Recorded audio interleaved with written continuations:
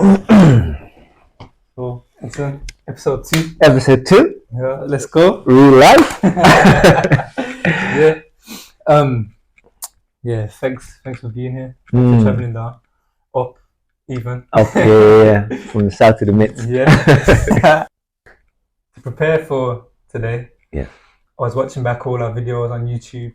I was seeing, how I was talking, things I could do better, things I could do worse, things like that. And I wanted to say, you are like a father figure to me now. Hope I don't burden you with that. No, it's an honor. An honor. honor. Yeah, Definitely honor. But Absolutely. yeah, seriously, I think the advice and the guidance you've given me, even in a short period of time, we were saying it's nearly been a year, but time's gone very fast. And you are the first male role model I've had in my life that I can confide in and that can actually help and guide me.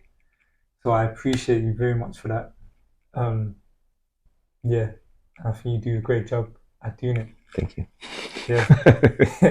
Like you said, there's 30 years apart between me and you. Yeah, And 30 plus. 30 just over. And yeah, the wealth of experience and knowledge you can give me is amazing. You gave me the blueprint, the guidance, and pushed me to speak to the woman at work. Yes. Who made certain comments towards me that I wasn't happy with at the time.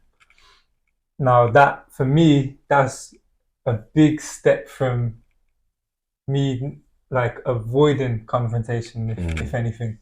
I don't like it. I feel very uncomfortable doing it. However, what you said to me was that that discomfort that I usually feel in these situations, I explained that to you. You advised me that that's the reason that I should do it, because you can't let this hold me back for the rest of my life.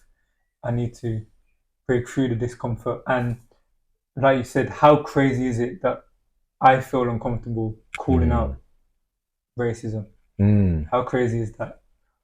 I couldn't allow that for myself, and I felt the need, and you gave me the push that I've never had in my life to actually go and call that out.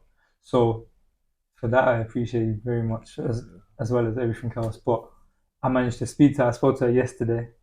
Yeah, I spoke to her yesterday. It wasn't the in person that I wanted, but it was on Teams. And yeah, it was awkward at first. It was a good conversation.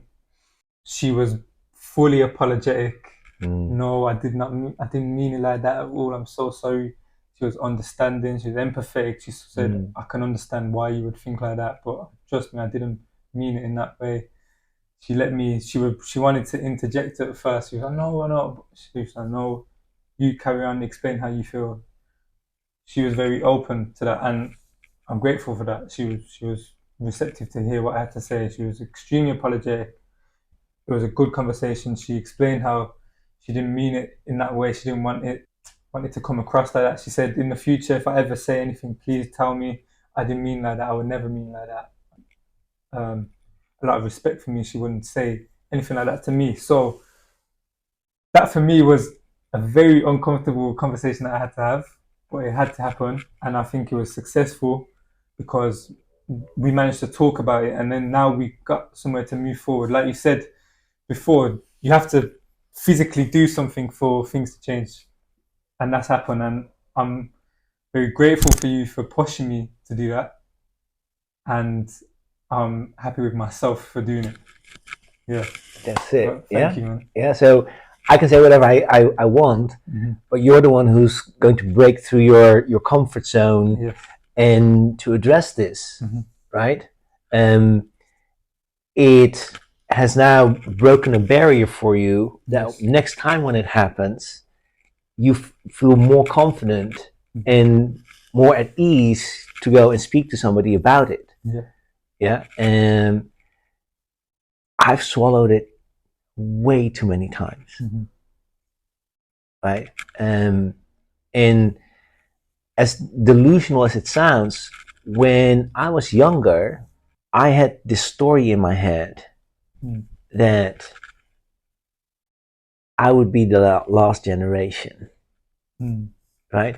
So I was willing to take it, knowing that, right, delusional, knowing that the generation behind me wouldn't have to, right?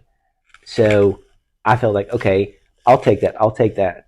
But the young ones who are coming after me, they're not going to experience this, Yeah. right? So that was a very naive, delusional thought. And then when you put a few decades in your pocket and you see that the same stuff is still happening, right? And now we're living in a culture where everybody wants to say the right things, but not address the real issue. And the real issue is understanding that you have been programmed and conditioned to be a racist.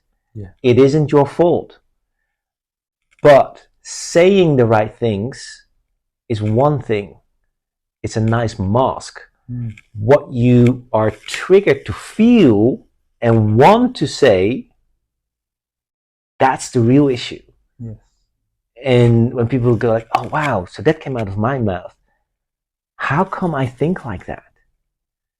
That's what needs to be addressed. Not like, oh, I can't say that. Because this is the culture that we're living in. It's like people are aware of things that they cannot say. What they're not aware of, that deep inside of them, that's how they feel about gay, blacks, Asians, male, female, like all the different discriminations that we have, that we realize that I was programmed to think of women like that. Yeah? School, news, Hollywood, they've all conditioned us into a certain thinking. Right? Right? I'm not a religious person, but if there's one thing that I really appreciate about religion, doesn't matter which religion, is that it brings values. Yeah, it brings values to people where if you're real religious, in practicing religious person, then you spend so much time in studying those values and emphasizing and focusing on that, that the outside influences, the outside programming has something to fight against. But most of us, yeah, there's not enough religious people out there, in whatever religion, right? But it's just to have those values, because when you've got those values carved in stone, yeah, you wake up and you do your pray, you have your dinner, lunch, whatever you do, you pray, or you pray several times a day, and you're aware of these values, so that you actually have a value guidance system rather than Hollywood, the news, social media telling you what you're supposed to feel and do. And then you go like, okay, I'm going to be a woke person. I'm not going to say this, this, this, and this. It's great that you don't say it, but your internal system is still programmed to think and feel those things. Right? And that's that lesson for that lady, is to go like, oh, okay, next time I won't say it. No, let's go back. How come that is my reaction when I think of a black person making cake? Yeah, a black young man making cake. I'm thinking he must have spiced that up. That would be a cool joke to make. Yeah. Exactly. Yeah, where's that all right? That's not all right. It's not okay, man. No. Not okay. Yeah, everyone I spoke to told about it, said, no, that's not okay. And hopefully now she knows now it's not okay. So in the future, I think she'll think before she speaks. And after I've said that to her, maybe she'll ask herself, why did I say that? Well, what was the real reason? And that's the good thing about going and questioning people like this and calling things out when they need to be called out, because it allows change. If I didn't say anything, nothing would change. And next time she sees a young black person baking brownies, oh, are you spicing that up a bit? Are you putting something in there? That's going to be the next comment. So, it was tough, hard, managed to do it. That's what needs to be done. And I hope, hope people watching as well. This is Speak a up. situation, this is a situation they go through. Have the courage to do it, knowing that it's the right thing to do, because you have to call it out. Now I know you have to call it out. Like you said, next time it happens, I'm on a platform where, okay, I've done it before, I can call it out again. And I picked, so even after the conversation I had with her, I was like, okay, I did this wrong. I could have done a bit better. I could have said like this. So I'm learning more for next time if it happens, if or when it happens. But I'm arming myself with those skills. So yeah, has to be done. Like I said, thank you for Well done, guiding me, you. man. Well Yeah. done, you, man. That's all you. That's all you. Mm-hmm. You know, you had to sit through that uncomfortable conversation, and you did it. Well Yeah. done. No, thank you. Done. Thank you.